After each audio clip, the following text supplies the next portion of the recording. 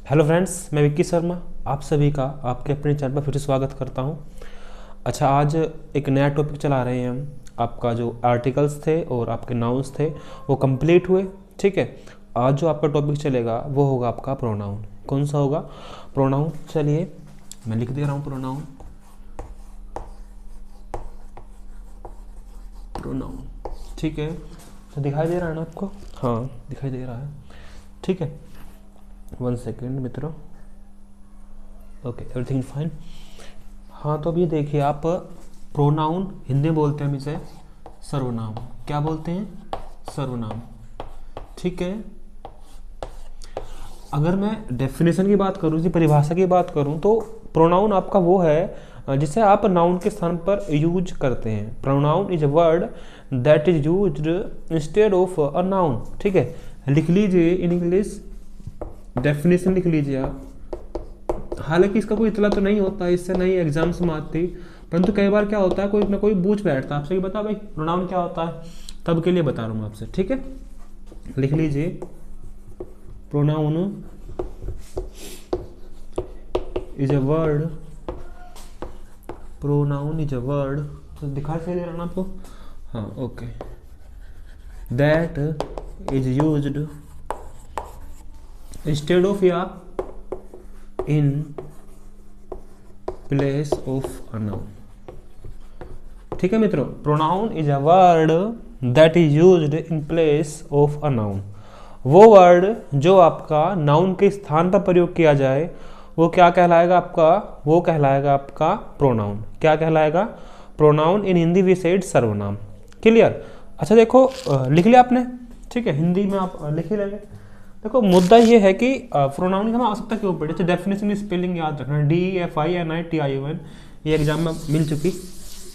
ठीक है, अच्छा देखो, मतलब है क्या, ऐसी क्या जरूरत आ पड़ी कि हमें प्रोनाउन की आवश्यकता पड़ी। देखो, इस दुनिया में जो भी चीज़ है, चाहे वो कुछ भी हो, चाहे मैं हूँ, चाहे आप हैं, चाहे इसी प्रकार से नाउन या प्रोनाउन है, ठीक है, उनके पीछे होने के कुछ ना कुछ रीजन है, कुछ ना कुछ कारण है।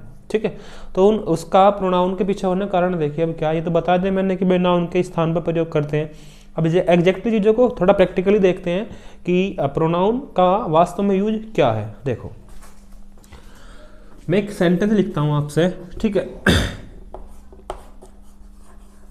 देयर, मैं थोड़ा पैराग्राफ पैराग्राफ लिखता हूँ, शायद 2-3 सेंटेंस रहेंगे उसमें। ठीक है, there is a boy, there is a boy in our class named Ram. ठीक है, फिर देखिए, Rama is an intelligent boy. फिर से, Ram has 2 brothers and 1 sister। ठीक है, Rama is also excellent in playing golf। ठीक है, मैंने आपके सामने एक अनुच्छेद, एक पैराग्राफ लिख दिया। अब इस आप गौर से देखिए। There is a boy in our class named Ram. ठीक है, आपका वो है comma, Rama is an intelligent boy. फिर से देखिए, आपका फुल स्टॉप, हालांकि सेंटेंस पूरा हुआ, यहीं फुल स्टॉप पे लगाइए। Rama has 2 brothers and 1 sister। ठीक है, Rama is also excellent in playing golf. देखो, मैंने क्या करा, सेंटेंस बनाया राम को लेकर के कि हमारी क्लास में एक लड़का है राम। ठीक है, हमारी क्लास में क्या, एक लड़का राम है, फिर उसका वो क्या है, कोई इंटेलिजेंट है कि मतलब बुद्धिमान लड़का है। Rama has 2 brothers and 1 sister। Ram के 2 भाई और एक बहन है। Rama is also excellent in playing golf. Ram golf खेलने में भी अच्छा है। देखो, समस्या पता क्या है? समस्या ये है कि हमने सेंटेंस पूरा कर दिया, पैराग्राफ पूरा कर दिया, पर प्रॉब्लम मेरे मित्र यहाँ है कि राम का बार बार सेंस अच्छा नहीं आ रहा। देखो गौर से, यहाँ राम, राम, फिर राम। ठीक है, फिर राम और फिर राम। बार बार राम आने से क्या होगा, थोड़ा सा जो डेकोरेशन है ना इस अनुच्छेद की, इस पैराग्राफ की, वो थोड़ी फेड अप हो जाएगी, थोड़ी उसमें प्रॉब्लम क्रिएट हो जाएगी। तो उससे बचने के लिए हमने प्रोनाउन को ईजाद किया, प्रोनाउन को डिस्कवर किया, इन्वेंट किया। देखो राम क्या है, राम एक पर्सन है, मतलब सॉरी पुरुष है, मेल है, तो इसके लिए जो प्रोनाउन होगा वो होगा आपका ही। अब देखो आप, there is a boy in our class named Ram, first time तो आपका नाउन ही आएगा। अब जस्ट जैसे ही आप उस नाउन का दोबारा से आप जिक्र करेंगे, उसके स्थान पर उसका प्रोनाउन आएगा, ना कि नाउन। अब देखो ही, अब दोबारा देखो यहां जब राम आया, फिर से आप यहाँ ही को रिमूव करेंगे, सॉरी राम को रिमूव करेंगे और लेकर के आएंगे ही। और यहां भी आपका राम लिखा हुआ था, यहां भी आप राम को रिमूव करेंगे और यहां लेकर के आएंगे आप ही।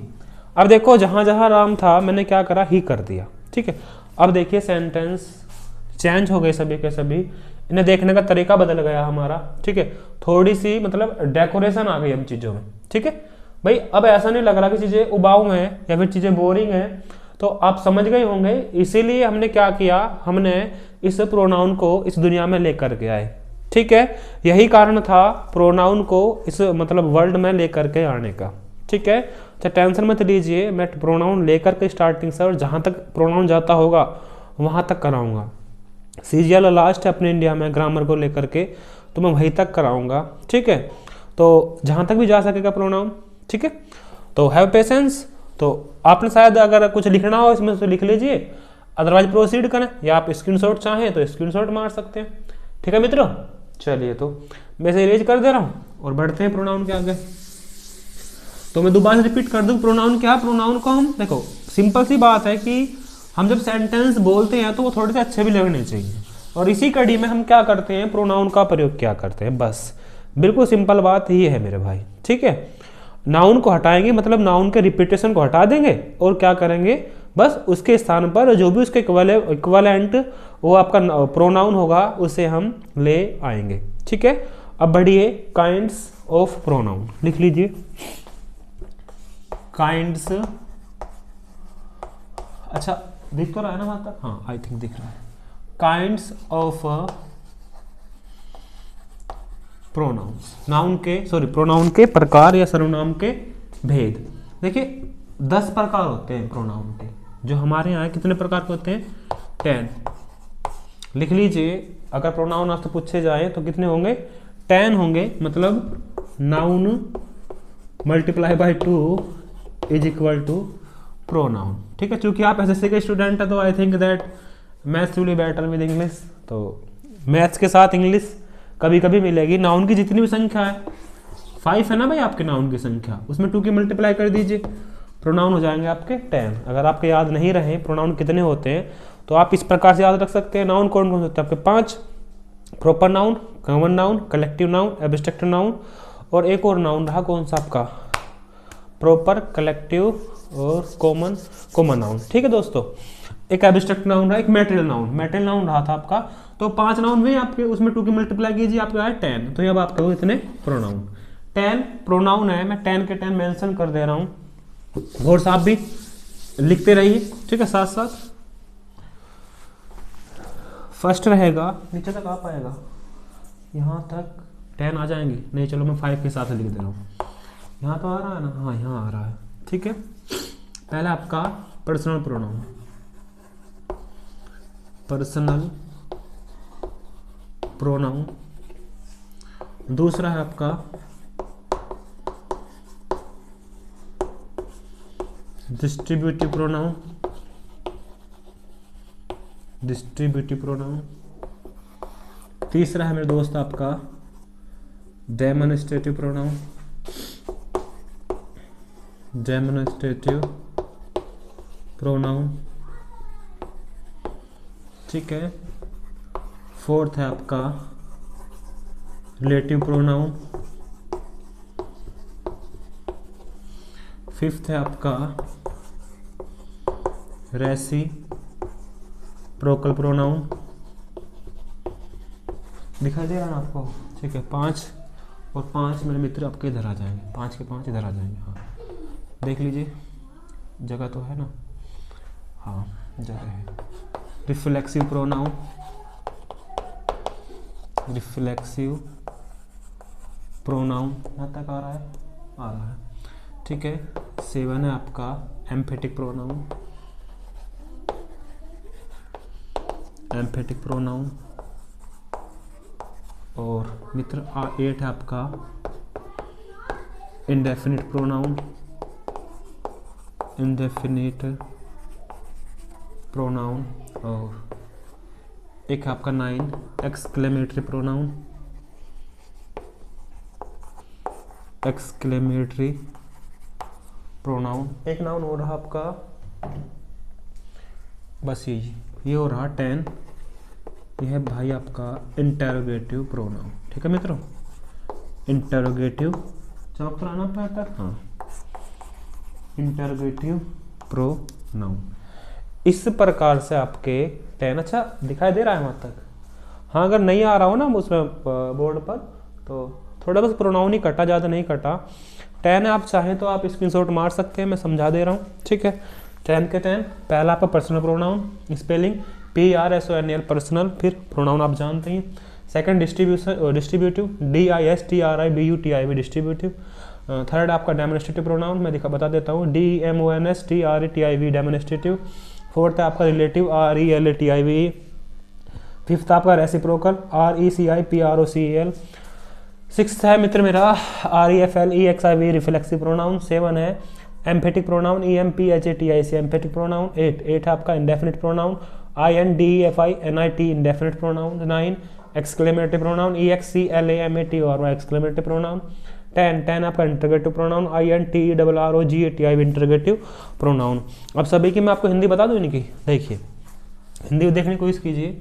पर्सनल प्रोनाउन मतलब व्यक्तिवाचक सर्वनाम, इसकी हिंदी व्यक्तिवाचक सर्वनाम है, ठीक है। अगर आप लिखना चाहें, मेंशन करना चाहें तो कर सकते हैं। डिस्ट्रीब्यूटिव प्रोनाउन, डिस्ट्रीब्यूटिव प्रोनाउन का मतलब होता है आपका, इसे बोलते हैं हम संबंध संकेतवाचक, सॉरी विभाग सूचक सर्वनाम, क्या बोलते हैं, विभाग सूचक सर्वनाम।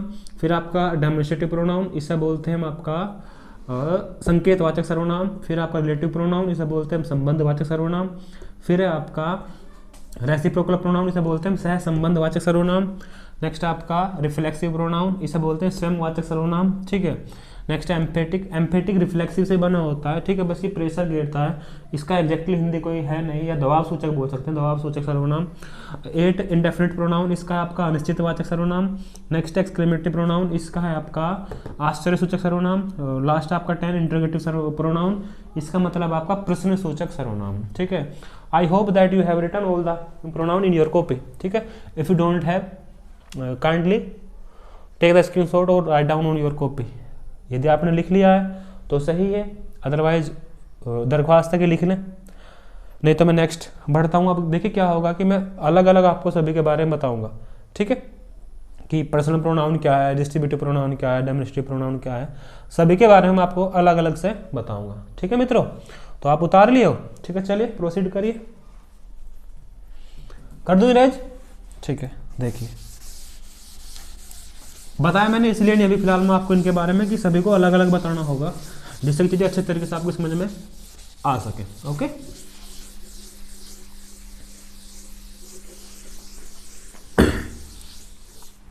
थोड़ा गौर समझें चीज़ों को। देखो सबसे पहला आता है आपका पर्सनल प्रोनाउन। कौन सा आता है? Personal pronoun. हिंदी में बोलते हैं हम इसे व्यक्तिवाचक सर्वनाम, व्यक्तिवाचक सर्वनाम, ठीक है। तो अब देखिए व्यक्तिवाचक सर्वनाम कौन से होते हैं। देखो इसे हम 3 हिस्सों में बांटते हैं। फर्स्ट पर्सन, फिर है आपका second person, and third is third person, ठीक है। अच्छा एक बात याद रखना, फर्स्ट सेकंड थर्ड, इस सिचुएशन में अगर आप कोई भी संख्या लिखे हैं तो इसी प्रकार से लिखी जाएगी। मान लीजिए अगर आपने 31 लिखा है तो इसे हम 31 ही बोल लेंगे, याद रखना, अगर ये लिखा ना आपने 32 तो 32 बोल लेंगे, अगर 33 लिखा 33 बोल लेंगे। क्लियर? 34, 35, 36।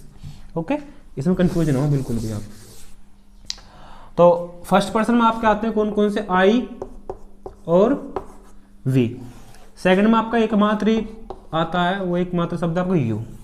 और बची हुई जो पूरी की पूरी जनता इसमें है ही, सी, इट, दे, वन, कोई नाम हो थर्ड पर्सन, कोई भी, जितने भी नाम है ना इस दुनिया के वो सभी के सभी थर्ड पर्सन होते हैं। ठीक है, तो फर्स्ट पर्सन में आपका आई और वी। क्लियर? सेकंड पर्सन में मेरे मित्र तेरा यू, एंड थर्ड पर्सन में आपका ही, सी, इट, दे, वन और पूरी की पूरी दुनिया। आपके याद होगा वो समय जब आप क्रिकेट खेलते होंगे, छोटे होंगे, हालांकि हो सकता है आप अभी भी खेलते हो, परंतु जो वो टाइम है जब आप खेला करते थे छोटे, तो क्या करते थे आपको याद है? आप बैट लेकर के जाते थे सभी के सभी। भाई सिंपल सी बात है, जब आप क्रिकेट खेलो तो बैट तो लेके जाओगे, तो हम क्या करते थे, मतलब एक बैट के नीचे वो खींच लेते थे ना, मतलब भाई तू निशान लगा ले, और हम सभी के सभी क्या करते हैं, अपनी अपनी वो लकीर छांट लेंगे, लाइन छांट लेंगे, और जोन सी भी लाइन जिसकी होगी वो उसी हिसाब से नंबरिंग करेगा, मतलब उसी हिसाब से वो बैटिंग करेगा, बॉलिंग करेगा। तो हम क्या करते थे, याद होगा आपको, अपने मतलब जो दोस्त होता है उसे बता देते थे, उनको भाई देखो लाइन जो है ये मेरी है, इसमें फर्स्ट लिखा हुआ, ये मैंने तो बता दी सेकंड है, अब बच्चे सारे के सारे थर्ड है। देख गौर से, देखो गौर से, देखो भाई लाइन मेरी है, ठीक है, जिससे कि मैं पहला आ सकूँ। ठीक है, तो ये फर्स्ट होगा मेरा, फर्स्ट पर्सन मतलब मैं, आई और वी, पहली लाइन मेरी होगी, और तुम मेरा दोस्त है, चल यू मतलब तुम मेरे दोस्त हो, तुम चलो सेकंड हो जाओ, पहले मेरा हुआ, सेकंड चलो तुम मेरे दोस्त हो, तुम दूसरे दूल हो जाओ, मतलब दूसरे नंबर पर आ जाओ, और बची पूरी की पूरी दुनिया वो थर्ड पर्सन, मतलब इन्हें जान दे सभी के सभी को, ये थर्ड बार खेल लेंगे, मतलब थर्ड टाइम पे खेल लेंगे। ठीक है मित्रों, तो इस प्रकार से इसका क्लासिफिकेशन किया गया, first person, second person and third person. चीजें क्लियर हुई? अब देखो इसको लेकर एक चार्ट है, मैं चार्ट बना दे रहा हूँ आपके सामने, सबसे इंपॉर्टेंट चार्ट है वो, याद रखना प्रोनाउन को लेकर के, उससे थोड़ा सा आप अच्छे समझे। मैं इरेज कर दे रहा हूँ इसे,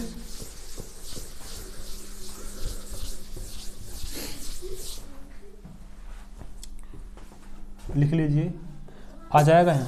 हाँ, पहला आप अपनी कॉपी में कह रही है प्रोनाउन चार्ट डाल लीजिए, ऊपर मैं लिख दे रहा हूँ, अगर नहीं रहे तो आपके याद, प्रोनाउन चार्ट, इसे डाल लीजिए। मैं इरेज करता हूँ दोबारा से क्योंकि ऊपर तक आएगा वो। देखो ये टेबल बोल लीजिए, इधर लिखेंगे आप पर्सन, ठीक है, इधर लिखेंगे आप ऑब्जेक्टिव केस, हाँ पर्सन मतलब पर्सन जो है, फिर आपके साथ साथ क्या होंगे मित्र, ये आपके साथ साथ सब्जेक्टिव केस भी होंगे। ठीक है, ये आपका ऑब्जेक्टिव केस लिख लेना, क्योंकि जगह की प्रॉब्लम की वजह से मैं नहीं लिखूंगा आगे। और आप लिख लीजिए पजेसिव एडजेक्टिव, जो सबसे ज्यादा इंपॉर्टेंट होते हैं, पजेसिव एडजेक्टिव, मैं एक्रोनिम में लिख रहा हूँ, लिख लेना आप। और एक पजेसिव प्रोनाउन, एक रिफ्लेक्सिव भी होता है, उसका आवश्यकता है नहीं लिखने की। ठीक है, person, objective case, possessive adjective, possessive pronoun. ठीक है मित्रों, एक सेकंड रुकिए। हाँ चलिए आगे बढ़िए। अब देखिए जो पहला रहेगा आपका फर्स्ट पर्सन, फर्स्ट पर्सन में कौन कौन से आते हैं आपके, आई और वी। ठीक है, सेकंड पर्सन में आएंगे आपके यू, थर्ड पर्सन में आपके ही, सी, इट, दे तक चमक रहा है आपको, शायद प्रॉब्लम होगी ना। चलो मैं से दोबारा से करता हूँ इरेज करके। ठीक है, 1 सेकंड, थोड़ा ऊपर लिख दे रहा हूं मैं, आई, फिर वी, फिर यू, फिर ही, फिर सी, फिर इट और फिर दे, बस और नहीं लिखूंगा मैं। ठीक है, आई का जो ऑब्जेक्टिव केस होता है वो होता है मी, आप ऐसे लिख लेना, बिल्कुल इंपॉर्टेंट रहेगा दोस्तों। ठीक है, वी का रहेगा अस, यू का यू ही रहने वाला है, ही का हिम रहेगा मेरे मित्र, सी का हर रहेगा, इट का इट ही रहेगा, दे का देम रहेगा। उतारिए आप इन्हें, चलिए उतार लिया होगा आपने। पजेसिव एडजेक्टिव बढ़िया, पजेसिव आई का होगा। देखिए पजेसिव एडजेक्टिव होता है आपका माई, अस का अवर, यू का योर, हिम का हिज, हर का हर्ष, हरी रहने दीजिए बस, ठीक है। इट का इट्स, देम का देयर। और पजेसिव प्रोनाउन आ रहे हैं आपके यहाँ तक? हाँ, आ रहे हैं। देखिए इसका पजेसिव प्रोनाउन है मेरे मित्र माइन, अवर का अवर्स, योर का योवर्स, हिज का सेम रहेगा हिज ही, हर का हो जाएगा आपका हर्ष, इट्स का इट्स ही रहेगा, और देयर का देयर्स होएगा। उतार लीजिए आप। मैं फिर बताता हूँ कि आप किस प्रकार से यूज करते हो, ये किस प्रकार से आपके लिए महत्वपूर्ण है, ठीक है। आई थिंक दैट आप उतार लिए होंगे, ठीक है। ये आपका सब्जेक्टिव केस बोल लीजिए या पर्सनल प्रोनाउन बोल लीजिए। ये आपका फर्स्ट पर्सन है, ठीक है। ये तुम्हारा सेकंड पर्सन है, और ये तुम्हारा थर्ड पर्सन है, ठीक है। फर्स्ट पर्सन, सेकंड पर्सन और थर्ड पर्सन उतार लिया आपने। आई का मी, माई, माइन, वी का अस, अवर, अवर्स, यू का यू, योर, योर्स, ही का हिम, हिज, हिज, सी का हर, हर्स, सी का हर और हर्स, इट का इट, इट्स, इट्स, दे का देम, देयर और देयर्स। ओके, मैं बताता हूँ इंपॉर्टेंट क्या। देखो मैं बताऊँ, बिल्कुल सिंपली समझिए। आपके अगर करेक्शन 4 या 5 करेक्शन मिलते हैं किसी एग्जाम में, तो मान कर चलिए एक करेक्शन इस चार्ट से मिलेगी, किसी ना किसी रूप में मिलेगी। मैं बताता हूँ देखो कैसे मिलेगी। देखो अगर हालांकि ये रूल आगे के हैं, ठीक है, बट फिर भी यहाँ ये चार्ट आया है, तो मैं बता दे रहा हूँ ये चार्ट हो सकता है 1-2 बार और रिपीट हो आपके इन फ्यूचर, परंतु मैं फिर भी यही चीज़ें बता दे रहा हूँ आपको। देखो अगर आप किसी चीज़ को मतलब एज ए सब्जेक्ट यूज कर रहे हैं, सब्जेक्टिव केस में यूज कर रहे हैं, तो वहाँ पर जो है ना सब्जेक्टिव केस ही चलना चाहिए। मतलब I, we, you, he, she, it, they. जैसे वर्ब से पहले आप हमेशा सब्जेक्टिव केस ही यूज करेंगे। अगर वर्ब से पहले आप जो सा भी केस लेकर के आ रहे हैं वो सब्जेक्टिव केस रहेगा हमेशा, ठीक है। कुछ जगह ऐसी होती है जहाँ ऑब्जेक्टिव केस यूज होता है, जैसे लेट है, लेट के बाद हमेशा ऑब्जेक्टिव केस ही यूज होगा, तो ऐसा नहीं है आप सब्जेक्टिव केस घुसेड़ देंगे उसका। तो हम जैसे मान लीजिए let me do this work, तो मी क्या आपका ऑब्जेक्टिव केस है, अब आप यहाँ आई नहीं कर सकते, आई यहाँ पर गलत हो जाएगा। तो आपका क्या रहेगा, लेट के बाद जस्ट क्या यूज करेंगे आप, ऑब्जेक्टिव केस यूज करेंगे। अब देखो ये पजेसिव एडजेक्टिव और पजेसिव प्रोनाउन काफ़ी इंपॉर्टेंट हैं, मैं बताता हूँ। देखो जो ये है ना पजेसिव एडजेक्टिव, ये हमेशा नाउन लेकर के आता है, याद रखिए, ठीक है। पजेसिव एडजेक्टिव आपका हमेशा नाउन लेकर के आएगा। मैं उधर इरेज कर दे रहा हूँ जिससे मैं आपको समझा सकूँ कि मैं कहना क्या चाह रहा हूँ आपसे।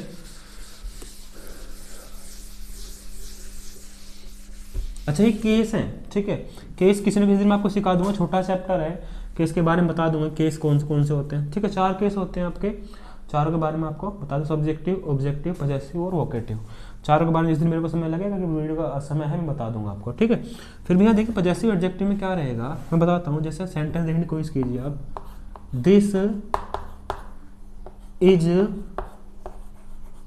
माई हाउस, समझिए आप, ये माई क्या है, ये माई है मेरे मित्र तुम्हारा पजेसिव एडजेक्टिव। अब देखिए ये क्या लेकर के आया, एक नाउन लेकर के आया। क्या लेकर के आया, ये एक नाउन लेकर के आया है। समझने की कोशिश कीजिए, मेडिटेट कीजिए। जब पजेसिव एडजेक्टिव आएगा ना, मतलब ये जो भी ये लाइन जहाँ भी आएगी लाइन, ये आपका एक नाउन लेकर के पक्का आएगी। My house, our country, your house, ठीक है, हिज फादर, ठीक है, हर हाउस, या फिर इट्स, जो भी आप यूज करना चाहे कर सकते हैं। तो ये हमेशा नाउन लेकर के आएगा। और देखिए जो पजेसिव प्रोनाउन है ये विदाउट नाउन आता है, याद रखना। ये क्या आता है, ये मेरे मित्र ये विदाउट नाउन आता है। ये जब भी आएगा ये सिंगल आएगा। या तो आप ऐसे लिख लीजिए सेंटेंस को, या फिर ऐसे भी लिख सकते हैं, दिस हाउस इज माइन। देखिए बिल्कुल सिंपल ही, देखिए यहां पर मैंने बोला था माई हाउस, और यहां बोला है हाउस इज माइन। माइन बाद में बिल्कुल सिंगल रूप से आया है, समझ आई बात। देखिए यहाँ पर दिस इज माई हाउस, यहाँ फिर दिस हाउस इज माइन है। तो समझने की चेष्टा कीजिए आप कि ये माइन मतलब ये पजेसिव प्रोनाउन, भाई माई का जो पजेसिव प्रोनाउन होता है वो क्या होता है, माइन। तो मैंने कहा जो माई है मतलब पजेसिव एडजेक्टिव वाली जो लाइन है आपकी, ये हमेशा नाउन लेकर के आएगी। But if you are using possessive pronoun then it will become without a noun. Okay, so we are using this house is mine, तो ये पजेसिव प्रोनाउन होगा आपका। क्या ये पजेसिव प्रोनाउन है, वो पजेसिव एडजेक्टिव है। अब आप यहाँ पे ऐसा नहीं कर सकते दिस हाउस इज माई, वो गलत हो जाएगा, रॉन्ग हो जाएगा। ठीक है, मैं एक दो सेंटेंस और देता हूँ आपको, देखिए जिससे ये शायद उसमें भी मिला हुआ है किसी न किसी एग्जाम में। This is our country. ठीक है, देखिए यहाँ अवर क्या है, अवर आपका पजेसिव एडजेक्टिव है। क्या है अवर, ये आपका पजेसिव एडजेक्टिव है। और उसके जस्ट बाद आपने क्या यूज किया है, आपने यहाँ पे यूज किया मित्र नाउन। क्या यूज किया आपने यहाँ पर, नाउन यूज किया है। समझ आई बात। अब एक बात और देखो आप, अगर आपको इसे पजेसिव प्रोनाउन बनाना हो तो आप इसे बोल लेंगे दिस कंट्री इज अवर्स। अब देखिए पता भी नहीं चल पाता कि सेंटेंस सही है गलत, जबकि सेंटेंस आपका सही है तो यहाँ पर यूज करते। देखिए अवर का, ये अवर है, अवर का पजेसिव एडजेक्टिव अवर ही रहेगा, बट पजेसिव प्रोनाउन आपका अवर्स हो जाएगा। तो this country is ours is a right sentence. Okay, I think that, hope कि आपने समझ ली होंगी चीजें। ठीक है, कल आपके जो बचे हुए प्रोनाउन है 9 के 9, वीडियो थोड़ी 25 मिनट्स ज़्यादा जा चुकी। ठीक है, तो इसलिए मैं आगे नहीं बढ़ा पाऊंगा वीडियो। कल दोबारा से नेक्स्ट पार्ट आएगा, तब तक आप इस वीडियो को देखें। ठीक है, और मेडिटेट करें, जिससे कि हम कल फिर से एक नेक्स्ट वीडियो की तरफ बढ़ें। और वीडियो शेयर करना बिल्कुल ना भूलें, जिससे कि आप जैसे लोग भी लाभान्वित हो सकें। ठीक है, thanks, have a nice day, फिर मिलते हैं।